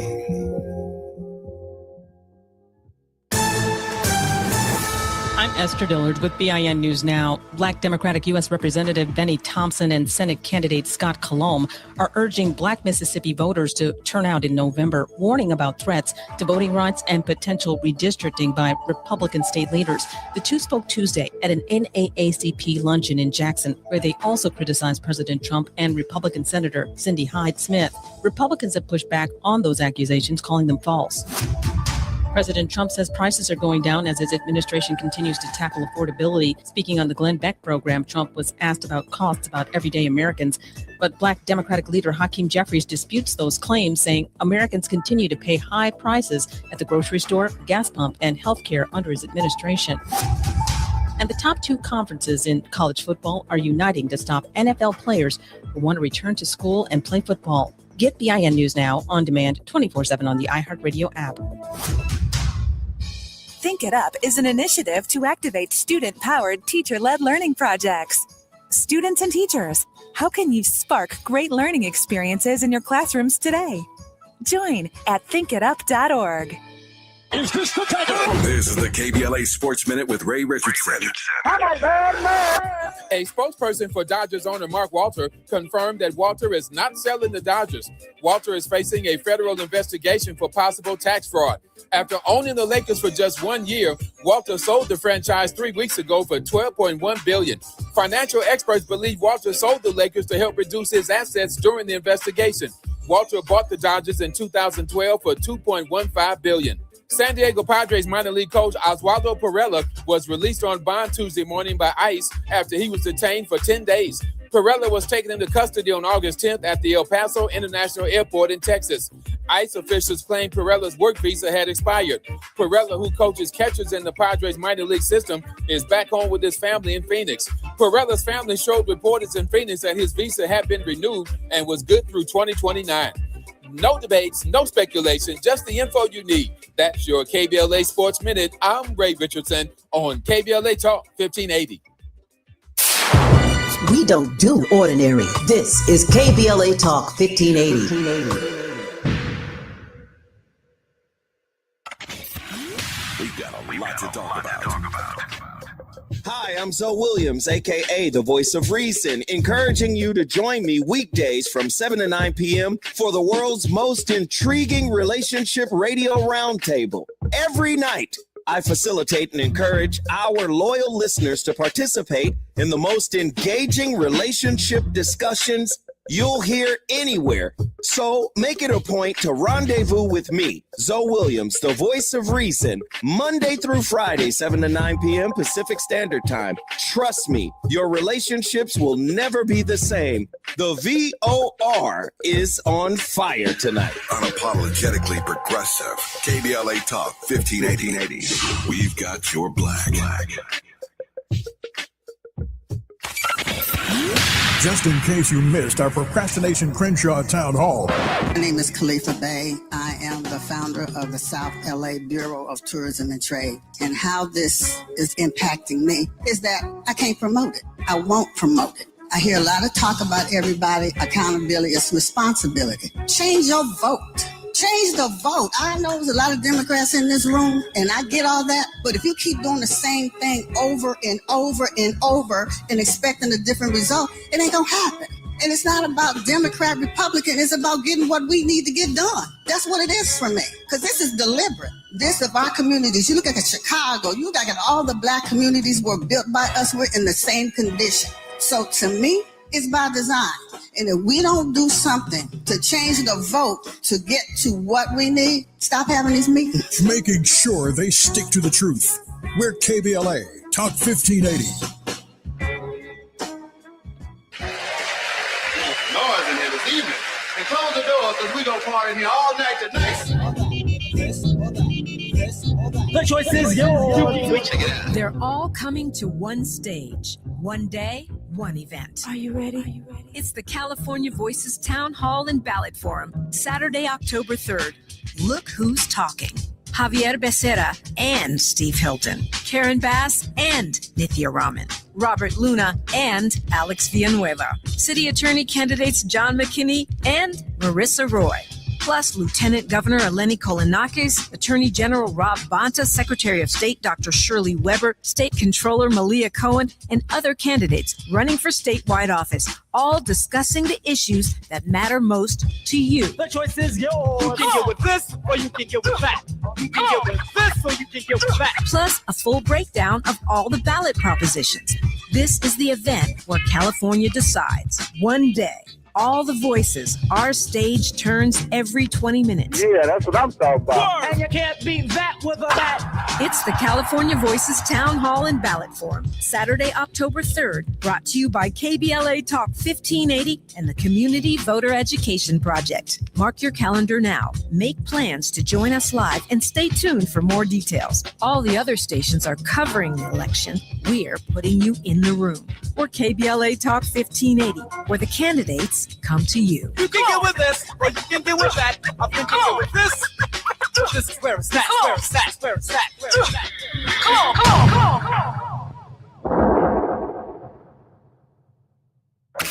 You're listening to Jesse Jackson Jr. on KBLA Talk 1580. The Jesse Jackson Jr. Show. The Jesse Jackson Jr. Show. The Jesse Jackson Jr. Show. The Jesse Jackson Jr. Show. King Quality. I'm Jesse Jackson Jr. Welcome forward to the Jesse Jackson Jr. Show on KBLA Talk 1580. It's Wealthy Wednesday on the Jesse Jackson Jr. Show. And we're going to light it up with Brother Diallo Brooks. Over 25 years of experience in social justice and civil rights, Diallo has been a pivotal figure in promoting policies that foster safe, healthy, and thriving communities. He currently serves as the founder and CEO of Civic Vision Strategies, a strategic consulting firm empowering organizations through transformative leadership development and community engagement strategies. The former senior equity fellow at the Schott Foundation for Public Education, Diallo bridged the gap between national policymakers and grassroots education justice organizations to advance progressive racial justice policies. Diallo, welcome forward to the show. Thank you, Jesse. It's great to be here. Brother, it's always a pleasure. Hey, listen, first of all, thanks for being on the show. I'm very grateful that you're here and that you could make it. We just have two segments, so I kind of want to dive right in without getting overtly technical. The state of Black men and justice in the United States. You spent considerable amount of time in the education space. You know about the disparities, you know about the inequities, but on the social side of it, the tide seems to be turning to an anti-Black male narrative. And our young men at age 18, right in the primes of their lives, are meeting some fates that can't be explained. All we're asking is that they be given justice. Certainly their parents and their survivors. Diallo, the state of Black men. Well, we're in a tipping point moment in our history. And I think history has a way of repeating itself, but in its modern times. And we see it kind of reverting back to the attack on the Black male from a social perspective, from a political perspective, and from a public policy perspective. And when we start to devolve as a nation into a place or going back to a place where We undermine the growth, development, the supports for Black men. It's a troubling time for our community. In order for the Black community and the nation to be truly healthy, Black men need to be safe and healthy themselves, need the supports to be successful, need to really dig down deep around the things that are undermining the success of Black men, but also from a social perspective, the narratives, the stories we tell about Black men have a negative effect on who we are and our safety as Black men in this country. And so there's a real need to reverse the tide in how we talk about Black men, how we talk about the disparities that exist, but also elevate and lift up the positive nature of Black men and the contributions of Black men, both in our community, but also in the nation and in the world. But Black men deserve justice.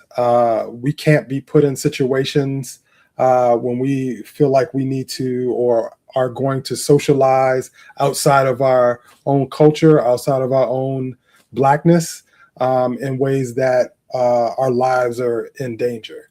I think that's anti all of the work that our forefathers and foremothers have fought for, and we can't let ourselves go back in that direction.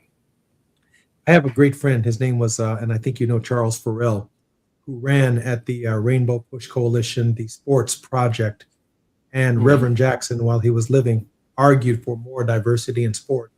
But I remember having conversations with my dad also about the role that sport played in society. Listen carefully, listeners. The role that sport plays in society. Los Angeles comes together, by and large, around the Lakers. The city of Chicago comes together, by and large, around the Bulls and the Bears. We see blacks and whites playing together. We celebrate the diversity of a winning team, all wearing the same uniform. But Chicago is still one of the most segregated cities in America. When you look at Chicago's mayoral politics, for example, even right now, that vote is probably going to be largely upon racial, social, and caste lines. But don't get me wrong now, when it comes to the Bulls, the White Sox, the Cubs, and the Bears, we come together. So sport plays a role in society. It kind of lulls us away seasonally from an undercurrent that exists in society socially. And we can only imagine the world we would be living in without sport, because the differences, the challenges, the threats, and all of the assumptions of the society itself would suddenly change, but for we do come together periodically in our system, but it is usually around big sport and big events. Dr. Brooks. So yes, it is a place where we come together. We see it both on the fan side, but also on the team side, how folks work together. I've been on sports teams where it was multiracial sports teams, and when we competed and worked out and pushed, we were all pulling in the same direction. I think there's a philosophy around that that hasn't permeated outside of the sports environment.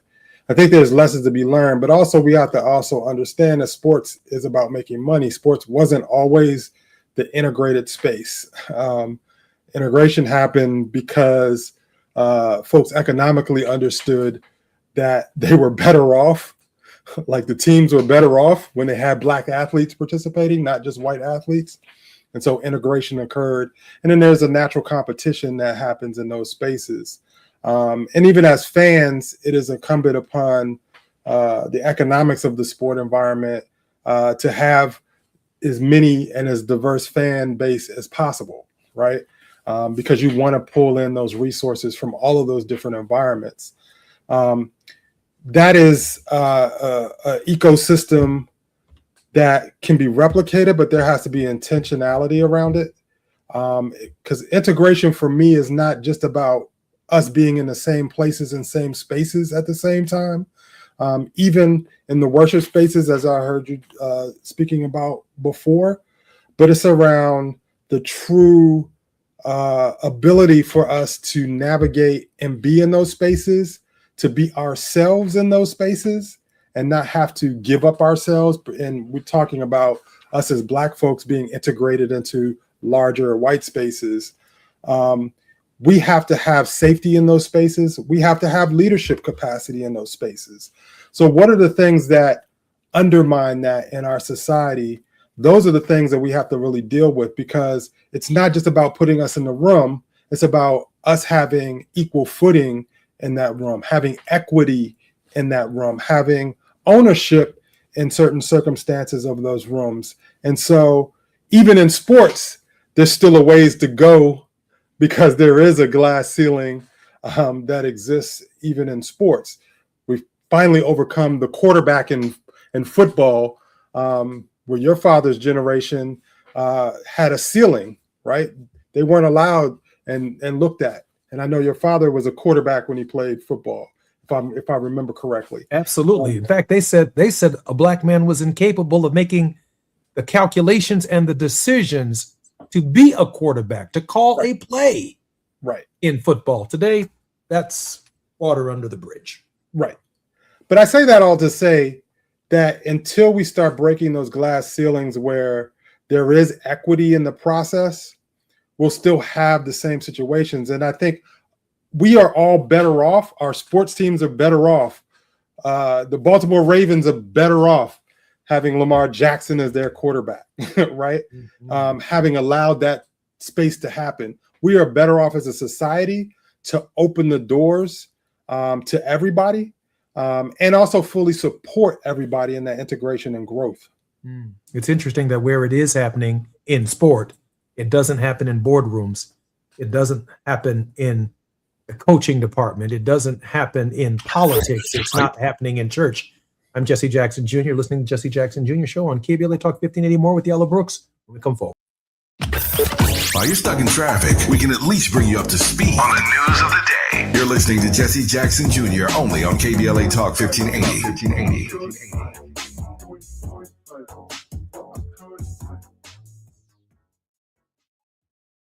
Hi, I'm Chris Holden, former California Assembly member, former Mayor of Pasadena, and CEO of LA Fire Justice. I've spent my career fighting for our communities. When I saw Edison celebrating $4.5 billion in profits while Eaton fire survivors struggled to make ends meet, it made me simultaneously sick and furious. Families and individuals are dealing with financial pressure, insurance delays, costly remediation, and the painful question of how to rebuild their lives, while the utility that caused the fire is paying its executives millions and is more profitable than ever. That's not justice. That's a disgrace. Join the lawsuit with LA Fire Justice to hold Edison accountable. We're here to help you, your family, and our community recover. Visit lafirejustice.com today to learn more about your eligibility and how to start. Advertisement. Douglas Boxer, 221 East Walnut Street, Suite 100, Pasadena, California, 91101 is the attorney responsible for this ad. LA Fire Justice is proud to sponsor Conversation Live. Altadena Forward with James Farr. Knock, knock, Capital One Bank guy. Wow, Charles Barkley? I just moved into the neighborhood. Can I borrow some Wi-Fi? Sure, Chuck. That's what the Capital One Cafe is here for. Open 7 days a week. Oh, can I use your ATM? My dog Walker only takes cash. Anything for a neighbor. Can I try the catchphrase? Sure. Take it for a spin. There's no fees and minimums on Capital One checking accounts. Nice, Chuck. I'll take it from here. Capital One. What's in your wallet? Terms apply. Visit CapitalOne.com/bankguide for details. Capital One, a name member FDIC. The way I do laundry hasn't really changed until now. Have you seen the new Tide Evo? It may look different, but now I get it. It's a super concentrated laundry detergent towel from Tide, packed with 6 layers of cleaning power. You just toss it in the washer and it dissolves instantly in water. It's built differently to fight tough stains. I love it because Tide Evo comes in a lightweight cardboard box. There's no bulky plastic bottle taking up space. It's perfect for me because I have no space for anything, especially with having twins. It's double the mess and double the load every time. And the biggest perk, it makes getting a Tide clean feel so easy. Try the new Tide Evo super concentrated laundry detergent today. Just in case you missed our Procrastination Crenshaw Town Hall. My name is Bronwyn, and I I've been in this neighborhood for 65 years. All righty. I was raised here, right on Crenshaw Boulevard. Ancestry, legacy, everything. No parking. In regards to our elderly, in regards to trying to get from one end to the other, 48th and 50th Street is a dead zone. You got to get off the bus and you got to make your way down in the middle of the block.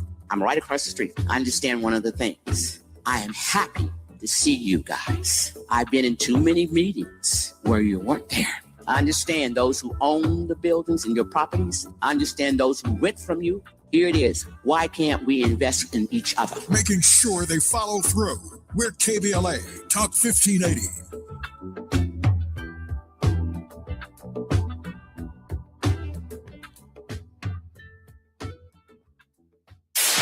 KBLA Talk 1580. We've got a lot to talk about. KBLA Talk 1580, connecting you with services and solutions. 10 Toes In serves as a mentorship and domestic violence prevention program. They support, educate, and empower couples during and after incarceration. They assist male returning citizens to re-enter society successfully and to help them maintain a healthy relationship with their romantic partner. They offer a mentorship support group for formerly incarcerated men. 10 Toes In teaches its Intimate Relationships 101 curriculum at male prisons throughout the state of California. They host sister support group meetings for women who are intimately involved with incarcerated and formerly incarcerated men. 10 Toes In is a 501c3 nonprofit organization. To access their services or make a donation, please visit them online at 10toesin.org or find them on Facebook or Instagram. They are healing lives through relationships. This is a community call to action from KBLA Talk 1580. My mom has decided to learn to paint, and she's good. My dad's now into creative cuisine, and I've already put on 6 pounds. Learning new things comes with age. My mom, she started forgetting my name and what we're talking about. Forgetting well-known things doesn't. Memory loss may be a sign of Alzheimer's disease. Early detection gives you and your loved one time to plan for the future. Learn the warning signs of Alzheimer's at 10signs.org. Brought to you by the Alzheimer's Association and the Ad Council. At the Y, strength means something different. It means people of all ages being together. It means you can be swishing the game-winning shot, learning to plie in first position, jabbing, crossing, and hooking a punching bag, canoeing in the lake at summer camp, donating food for your neighbors, watching your son learn about water safety in the pool. 175 years later, there's still no place like this place. Get involved at your Y. Learn more at ymca.org. Now back to more of Jesse Jackson Jr. on KBLA Talk 1580. The Jesse Jackson Jr. Show. The Jesse Jackson Jr. Show. The Jesse Jackson Jr. Show. The Jesse Jackson Jr. Show. King Quality drops the beat. Come on and talk with me. Come on and listen to the me. I'm Jesse Jackson Jr. Welcome forward to the Jesse Jackson Jr. Show on KBLA Talk 1580. Diallo Brooks's fellowship embedded him with the U.S. Department of Education under the Biden administration, where he served as a senior executive championing community and equity-focused policies. Diallo previously served as vice president of programs and advocacy at the Schott Foundation. He has senior director of field mobilization, acting engagement. He led the Bend the Black Vote initiative, successfully engaging millions of black voters in the 2020 elections. Diallo, welcome forward to the show. Thanks, Jesse. Diallo, I don't hear Democrats or Republicans necessarily speaking to issues that at this hour impact black men. Now, don't get me wrong. I'm not isolating them. I guess I could go through various segments where Democrats speak about black men generally or speak about voting generally, but I'm talking specifically about a segment of our population and our voting constituency that feels like they're under attack. I heard the arguments while I was campaigning in multiple states for Kamala Harris. They said she wasn't black. They said she wasn't Asian. She ain't never done nothing for black men. She ain't even married to one, is what some would even argue, and that's why they weren't voting. But there was just enough black men who did not vote for Kamala Harris for Donald Trump to be president of the United States. So much so, Reverend Al Sharpton, has called a march along with Martin Luther King III. This coming Friday, the March on Washington. Many of us will be there supportive of that effort. Reverend Barber, who is at Yale University teaching social justice, plans to cover multiple states to encourage Black people to vote and the progressive movement to vote between now and the November election, and obviously on Election Day. What about the Black male, Diallo? Well, there's been a lot of polling recently. There's some polling from Hit Strategies and other places that tried to dig and peel back the onion as it relates to Black men and how Black men participate in our politics, and not just our elections, but our body politics as a whole. And part of it is a lack of investment over a long period of time from the infrastructure, from the mainstream infrastructures that has marginalized Black men. Black men don't feel like anybody is speaking to their issues, that anybody actually cares about them, their livelihood, their health, their well-being, their mental health, their economic mobility, all of those things. And so when you have neglected a community for so long, a particular segment of our community for so long, you're going to have apathy within that community. It's natural, right? We wake up in the morning and think about politics. Excuse me. But, you know, the average person, they're trying to live their life. And when they don't see systems that are designed to support and help them, there's going to be a pullback from some. And so I say it's time to have a deeper investment, but also to listen to Black men. What do Black men care about? What's important to them? Making sure that we elevate their voices. Diallo, before we get to your word of hope, what are those issues that Black men care about? Well, it's the economy, jobs. It is our healthcare. It's also the ability to have a voice at the table that we're not taking for granted. It's also about the well-being of Black men in various spaces, the respect for Black men's opinions, and the diversity of those opinions, and the platforms to be able to express those opinions.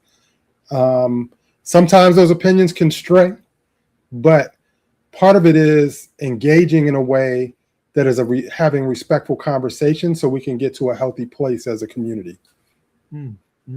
Diallo, I'm so grateful that you've been on our program. I'm Jesse Jackson Jr. Diallo Brooks is our very special guest. Diallo, you spend a lot of time in our community. You spend a lot of time around the country inspiring and motivating people. Diallo, give us a word of hope. Take your time. Well, one of the things for me is while there's disparities, there are pockets of folks really organizing, really thinking strategically. I'll be a part of, I'm a former alum of Black Youth Vote, and they're having a conference as we speak. And so I'll be spending a little bit of time with them over the next couple of days as well.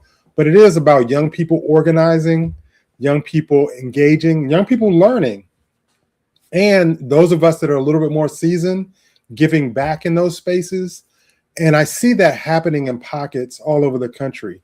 And so as we have this push from those voices, it's incumbent upon us to help elevate that work, to let people know that there are positive moments that are happening, that there are things that we can invest in. And if we lean into those things, our outcomes will be much better. I'm looking forward to having you back on our program to talk about your book, Bold, Quiet Warrior. Briefly share with us this book and where we can get it. Sure. So you can find the book at boldquietwarrior.com. That's the website for the book, and it'll link you to being able to purchase that book. But it's really a story about me, my journey in social justice, all of the things that influenced me, but also it's an encouragement for others to live their own journey, to be their own bold, quiet warrior in this moment, to elevate towards social justice, equity, and creating a safer, healthier community for all of us. Diallo, I'm so grateful that you joined us on our program. Thanks for having me. Always looking forward to seeing you again on our next program. The next time we have this opportunity, I look forward to talking to you. Listen, Definitely. Diallo's an expert on this. He understands the space. And he's also a father. He has hopes and expectations for his children, just like I do, just like every one of us does. And we have to speak to the issues that matter to our anxiety. Difficulty of dropping our children off, regardless of the color of our skin, to a high school or to an elementary school, with the prayers and hopes that our children will come home to us at the end of the day. One less peanut butter and jelly sandwich is just fine with me, but I want my son to come home. And the candidates who answer the question, the safety between home and the return of my son, is likely to get my vote in 2026. And so our issues are sitting right there for people to speak to. No one knows them better than Diallo Brooks.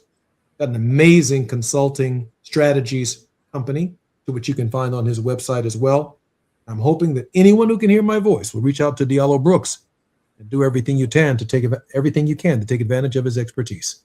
I'm Jesse Jackson Jr. Tomorrow, thought-provoking Thursdays on the Jesse Jackson Jr. Show. More on KBLA Talk 1580 when we come forward. KBLA 1580 Santa Monica,